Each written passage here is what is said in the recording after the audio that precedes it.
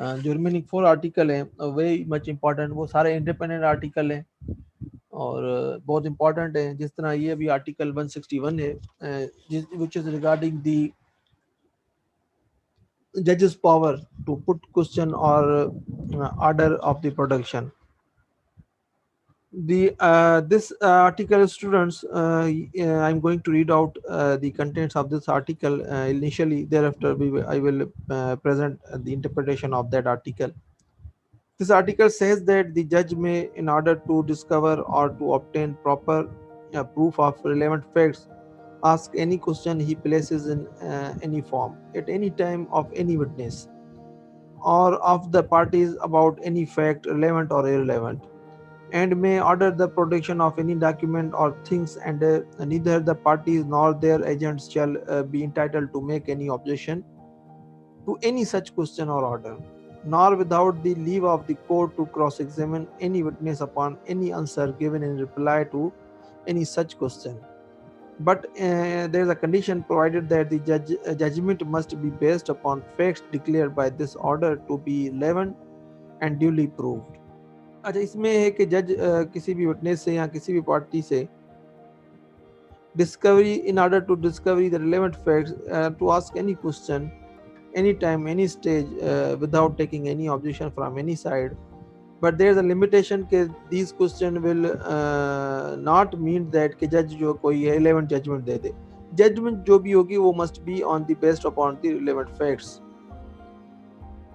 So there is another condition provided also that this article shall not authorize any judge to compel any witness to answer any question to or produce any document which such a witness would be entitled to refuse to answer or produce under article 4 to 15. मतलब जज के इस power से जो privilege provided है article 4 से 14 in this code, वो उस पर उसका कोई इफेक्ट नहीं होगा. Both are inclusive if the question were asked or the document were called for by the adverse party, nor shall judge ask any question which it would be improper for any other person to ask as per the article 143 and 140. वो उसकी conditions भी apply होंगी. And nor shall be dispense with the primary evidence or any document except in the cases of जो है वो. अच्छा, इससे ये नहीं हो सकता कि जज किसी को जो प्राइमरी एविडेंस की जो रिक्वायरमेंट है, कोई डॉक्यूमेंट अगर जज कॉल करता है इंस्पेक्शन के लिए फोटोकॉपी, तो उस पर रिलाई नहीं कर सकता अनटिल अनलेस जो है 74 76 की कंडीशंस उसकी कंप्लीट ना करे. तो जो प्रिंसिपल है तो अब now I am going to interpret this article, क्योंकि this article is very much important being a lawyer और बीइंग अ जज. अगर ये आर्टिकल आपको पता हो, क्योंकि this article is very much lethal in his form. तो इसका जो प्रिंसिपल है, this article is intended to arm the judge with the most extensive power possible for the purpose of getting the truth. The effect of this article is that in order to get to the bottom of the matter before it, the court will be able to look at the and inquire into every fact whatever. Each party is in case interested in setting up his own case and demolishing the one set up by his adversary. There is a danger in some cases that the whole truth may not come out before the court. The judge, in order to discover or to obtain proper proof or relevant facts, may exercise very wide powers indeed, but they all pivotal upon the ascertainment or figure out the relevant facts. He may approach the case from any point of view and is not tied down to the rats mark out by the parties. He can ask any question he wishes, he pleases, he desires, and any form can be whatever, at any stage, at any time, to any witnesses, any party, about any fact, whether it is relevant or irrelevant. So these are the crux and these are the nutshell of this article, which is give the enormous power to judge in order to get the truth of the relevant facts. No party is entitled to object to any such question or order, or to cross-examine the witness without the leave of the court. But out of the evidence so brought out, the judge can only use that which is relevant and duly proved. So there are three अच्छा इस ये power तो provided है इस article में, लेकिन उसकी तीन एक्सेप्शंस भी हैं इसके साथ. There are three exceptions to the very wide powers given to the judge. The witness cannot be compelled to answer any question which is come in the ambit of privilege conditions which are given in the article 4 to 14, or any question contrary to article 143 or 144 which we have already studied, and the judge shall not dispense with the primary evidence of any document except as provided by the condition of the article 74 or 76. So in order to जो main theme है इस article की, in order to discover or obtain proper proof of relevant facts, so this article empower or give the power to the court to direct protection of any document under this article, subject to the plain proviso at the beginning of that article that the direction must be in order to discover or obtain proper proof of relevant facts. The commentaries show clearly that the objective of allowing the judge to ask relevant question under this article is to obtain indicative evidence which may lead to the discovery of the relevant evidence. And the court can also question relevant any witness or any party to discover proof of relevant facts, but parties have not been given any right to cross-examine them upon any answer given in reply of such questions except with the leave of the court. So, in order to resemble or with the similar provisions of the other code, the power of judge limits of the power conferred on the court by the second part of the section 540 of criminal procedure code, and the one conferred by the article 161 are indeed complementary to each other. If the power under article 161 of this code is so wide is sometimes even to go beyond what is conferred by the section 540 code of criminal procedure code, then it would not be proper to assume any artificial limitation on the exercise of one or the other power, and they have to be treated as supplementary to each other. तो ये जितने भी provisions हैं जो court जो complementary to each other होते हैं, जो मतलब तकरीबन सेम टास्क या सेम पावर्स असाइन होते हैं, तो वो सप्लीमेंट्री होते हैं, उसको एज अ सप्लीमेंट्री ट्रीट किया जाए. यहाँ तो आर्टिकल जिस तरह 161 वाइड पावर प्रोवाइड करता है किसी जज को to ask any question to any witnesses in order to discover or obtain proper proof of relevant facts. This power, however, should be used with great circumspections. मतलब ये है कि ये पावर आप यूज तो करने चाहिए कोर्ट को, लेकिन कॉन्शियस और ग्रेट केयर और कॉशियंस के साथ, एंड ओनली जब कि वो तब किए जाएं जब it is absolutely necessary in the interest of justice and without assuming the role of any party to the proceedings. The power should be exercised for the benefit of the defense rather than the prosecution, not for filling up gaps. मतलब ये power तब use करनी चाहिए defence की help के लिए किए करनी चाहिए, प्रोसिक्यूशन की लेकुनास को फिल करने के लिए ये पावर इस्तेमाल नहीं करनी चाहिए. A judge must not take sides. He must not also descend into the arena and forsake his judicial calm for the zeal of the combatants. If he does so and questions witnesses in the spirit of the bearing them down or encouraging them to give a certain answer, his action may have an intimidating or inferiority effect upon them, or their evidence may not be the evidence they would have given if not so intimidated or encouraged. So court has to be careful and should not or unnecessarily examine the witnesses. If there are matters which the judge consider have not been sufficiently cleared up, or questions which he himself thinks ought to have been put or asked, he can of course take steps to see that the deficiency is made good. It is generally more convenient to do so this when counsel has finished his question or is passing on to a new subject. It must always be boom in mind that the judge does not know what is in counsel's brief and has not the same facility as counsel for effective examiner in chief or cross examining. In cross examination, for the instance, experienced counsel will see just as clearly as a judge that a particular question will be a crucial one, but it is for the counsel to decide at what stage he will put the question, and the whole strength of the cross examination may be destroyed if the judge, in his desire to get the what seems to him to be the crucial point, himself intervenes and prematurely put the question before the witness. It means the judge is going to destroy or damage the case of the counsel. It is the counsel has to decide at what stage what question should be asked. So, cross examination, any witness upon any answer, a party to a proceeding is not allowed to cross examine a witness upon an answer given by him to a question put by a court without the permission of the court. If what the witness has said in answer to the question put to him by the judge is adverse to either of the parties, the judge ought to allow the witness to be cross examined upon his answers. A general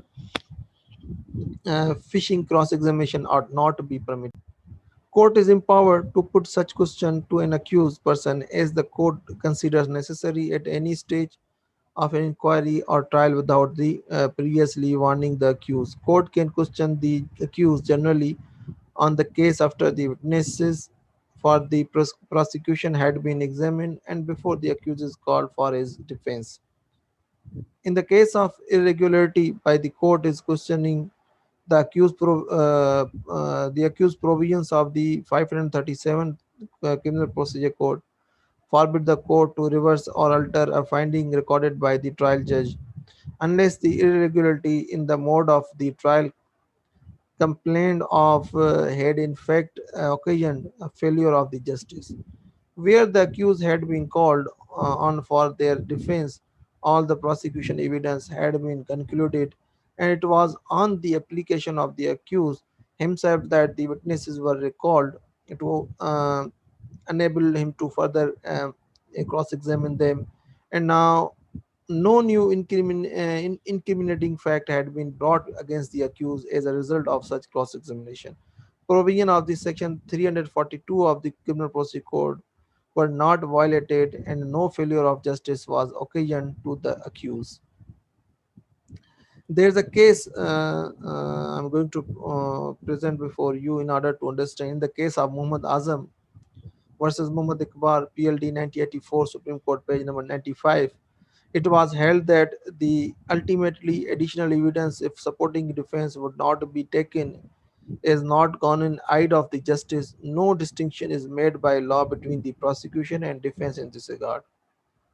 The proviso number one, this proviso that the judgment must be based upon the facts declared by this order to be relevant, as per the Article 18 to 69 of this code, and duly proved Article 110. The judge will not be permitted to found his judgment upon the class of the statements to which he may resort as indicative evidence for the reason that he would tempt judges to be satisfied with the second-hand reports, would open a wide door to fraud, and would waste an incalculable amount of time. It would be intolerable that the court should decide right upon the suspicions unsupported by the testimony. Proviso 2 of this proviso subject the judge to provisions contained in one Article 4 to 14, Article 142, 143 or 144. The judge has the power of asking relevant questions to a witness if he does so in order to obtain proof of the relevant fact. But if he asks question with a view to criminal proceedings being taken against the witness is not bound to answer them and cannot be punished for not answering them under the section 179 Pakistan Penal Code. A witness should not be coerced or forced to answer a question which is protected under Article 4 to 14 and Article 143 or 144. So that was the article, students, regarding the powers of the judge, and there are certain exceptions, and there are certain privileges we have discussed at length. I hope you have understand the interpretation and the application of this article, and you will apply it in a well manner. So thereafter, the next the article, that is the chapter 11 of part 3. Now we are moving in last chapter of this code, that is the moving towards the last chapters of this part. The first article is the 162 of that chapter, regarding the improper admissions and rejection of the evidence. As per the article 162, no new trial for improper admissions or rejection of the evidence. The improper admission or rejection of the evidence shall not be ground of it itself for a new trial or reversal of any decision in any case. If it shall appear to the court before which such objection is raised that, independent of the evidence objected to and admitted, there was sufficient evidence to justify the decision, or that, if the rejected evidence had been received, it ought not to have varied the decision. So the object of this article, students, which I have read the contents of and language of the 160 article 162, I have placed before you.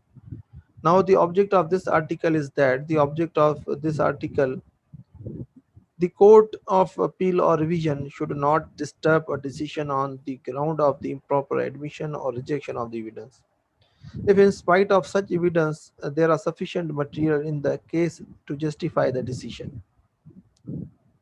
In other words, technical objection will not be allowed to prevail where the substantial justice appear to have been done. It is appear from the decision that decision has been done with the substantial justice.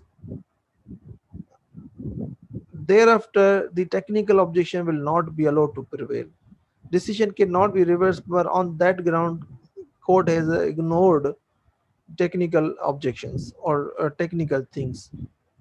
The principle of this article, the proper admissions, rejections of evidence is no ground for a new trial or reversal of any decision. If, in the case of improper admission, there is a sufficient evidence to justify the decision independently of the evidence objected to and admitted, or in the case of improper rejection, the decision could not be varied if the rejected evidence had been received.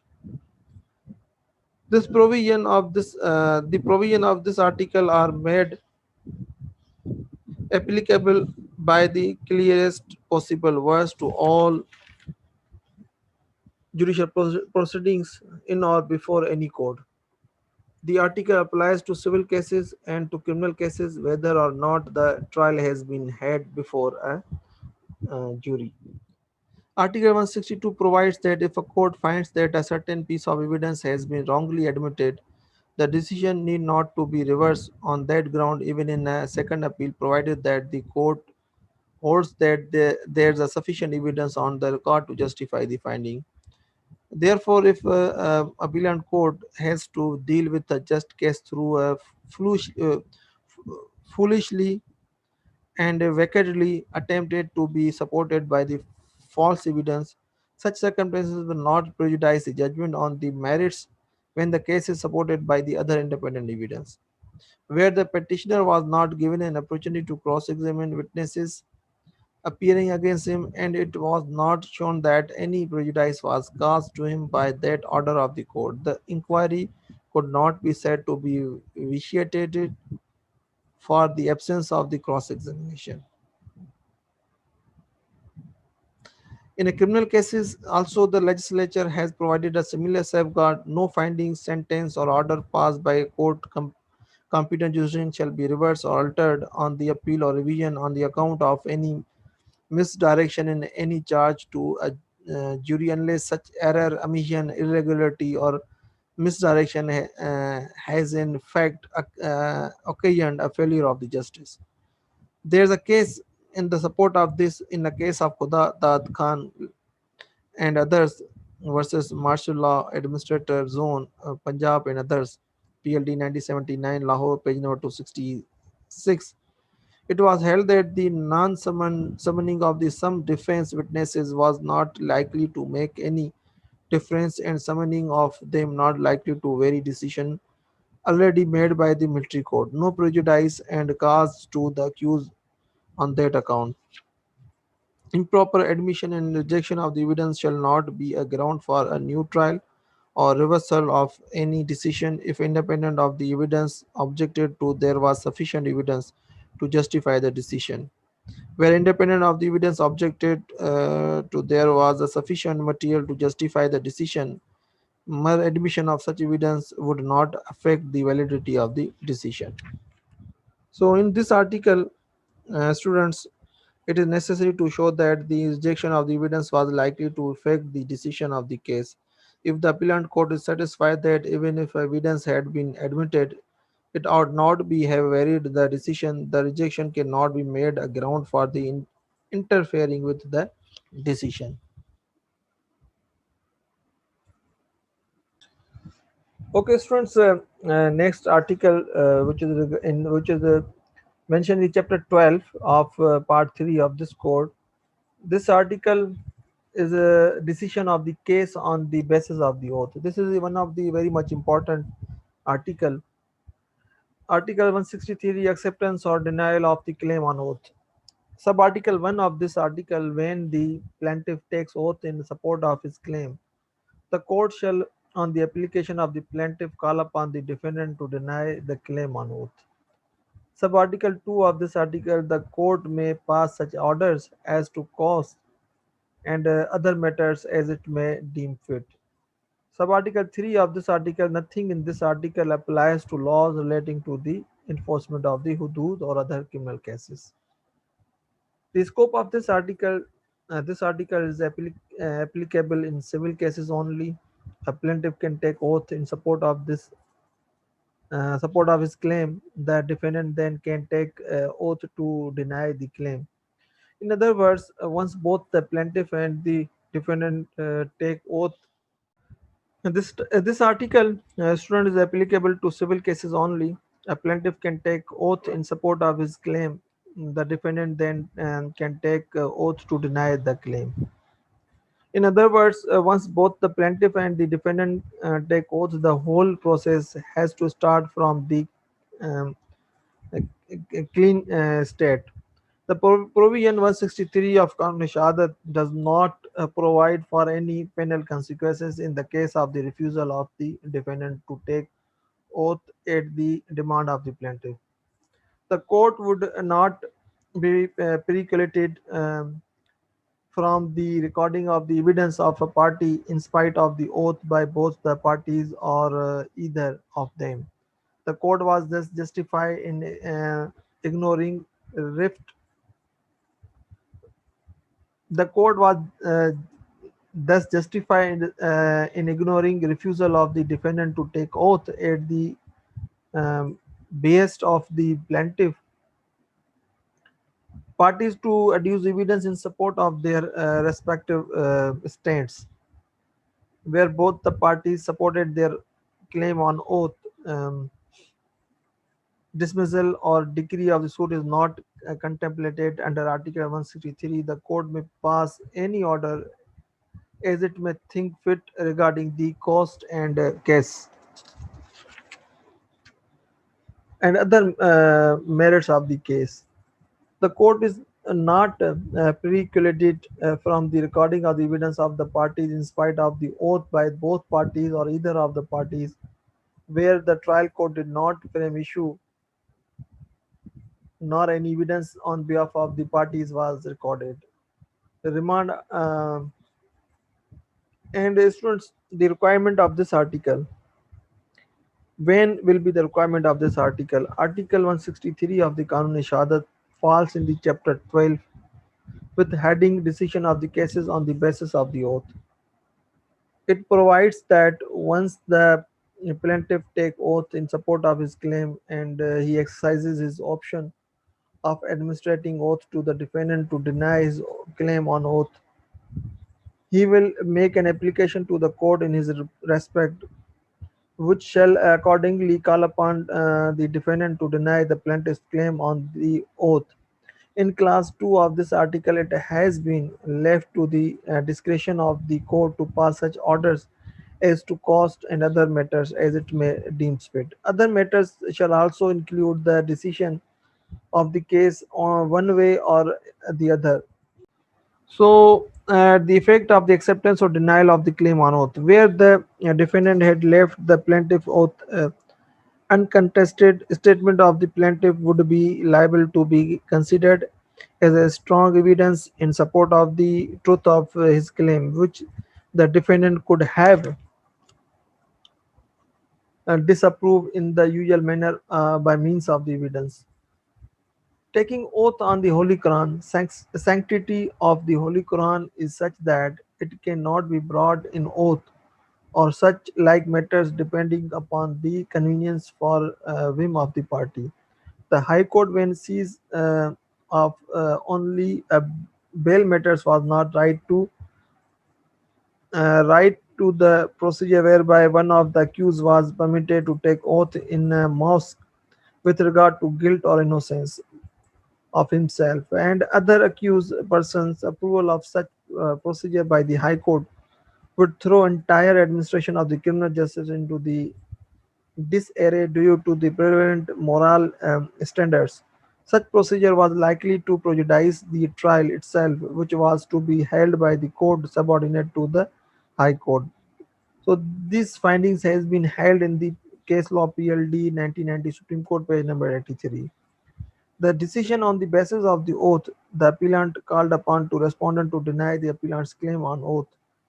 The respondent accuses the offer the appellant and denied the claim of the appellant taking oath on the Holy Quran. The High Court dismissed appeal in view of the oath taken by the respondent on the Holy Quran. So there are two things has been taken into account. One is half-e rad. Half-e rad is that decision of the cases on the basis of oath possible under Article 163. If there was no evidence available with a plaintiff and he could support his claim only on oath and by no other means. In that case, if the plaintiff of the case takes oath and the respondent also takes oath and thereby refutes the claim of the plaintiff, the case and plea of such plaintiff fails. This is known as the al-Fairad and a special oath. Next one is the special oath. The plaintiff had already examined evidence to substantiate his claim, but the defendant could not produce evidence in rebuttal. The defendant thus wanted to arrive at the independent arrangement for the determination of the dispute by offering a special oath to the plaintiff. The defendant's application was, although under the provision of 163 Qanun Shahadat, yet his arrangement to abide by the special oath and his signature on the statement for the determination of dispute by offering a special oath to the plaintiff constituted his reaffirmation of the agreement for taking a special oath to the plaintiff. The defendant's conduct thus constituted sufficient proof that order for administering oath to the plaintiff and decree on that basis was quite lawful. And defendant had himself proposed a special oath under the section 8 of the Oath Act. So this oath can also be offered, and there's a special law regarding the oaths, that is the Oath Act. Section 8 is similar with the Articles 163 of the Qanun Shahadat. So students, next chapter is the miscellaneous chapter number 13, and that is the last chapter which we are going to discuss, and the last article of that code, and thereafter this code will be completed. Article 164 is also one of the very much important article in this code provided. This article is regarding the production of the evidence that has become available because of the modern devices and other things. In such cases, as the court may consider appropriate, the court may allow be produce any evidence that may have become available because of the modern devices or techniques. The examples of the modern devices for the production of the evidence are: number one, tracker dogs, tape recordings. Number one, tracker dogs on a charge of the stealing telegraph wire. The evidence of the tracker dog handler was held to have been rightly received. He said that the dog was efficient, and then stated how it had tracked a scent from the case of the telegraph pole to the vehicle in which the accused were seated. Points sought, uh, points sought to be made in the course of the arguments. Number one, that the acceptance of the evidence of the dog's behavior amounted to the reception of the hearsay evidence. Number two, that the evidence was unreliable. The court refused to acquit the dog's behavior with the statement of the human being not called as a witness, and regarded the handholder's evidence as equivalent to the reports of the test with scientific instrument. The reliability of the dog's behavior was treated as the something that concerned to the weight rather than the admissibility of the evidence. Next device, that is the next mean, tape recording. A tape recording could be real evidence if tendered in order to give the court an idea of the speaker's intonation. In other cases, it may be admissible under the exceptions to the rule against the hearsay or as the original evidence. A tape recording of an incriminating conversation between the two accused, taken without their knowledge after they had been left together in a room by a police officer and a liaison officer, was the held to have been rightly admitted in evidence.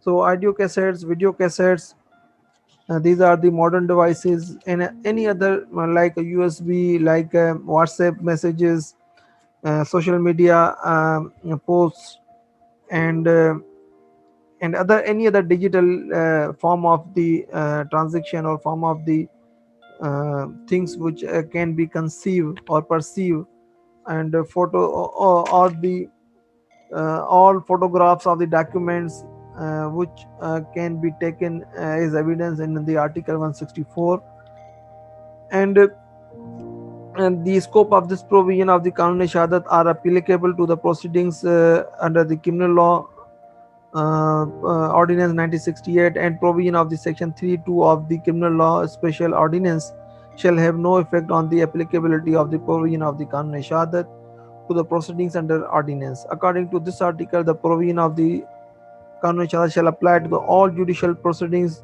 in or before any court except the proceedings under the Arbitration Act. It was the articles which we have discussed today, and that the last article, that is one of the very much important article, because a lot of new inventions, new form of things has been introduced. So this article will help you a lot in order to prove any fact which is perceived or conceived by the digital means. So I hope in today's lecture, one of the concluding lecture. In this lecture, we have completed all the articles and provision of the Kanun Shahadat, and with the interpretation, with the case laws we have discussed, and we have tried the application of these articles in the course of any litigation, or it will be helpful to you in the field of law or any exams you are going to be give in any form, whether it is judicial, whether it is final exams, or whether it is will be your job seeking exams. These and these lectures, these understanding will help you a lot. Thank you very much.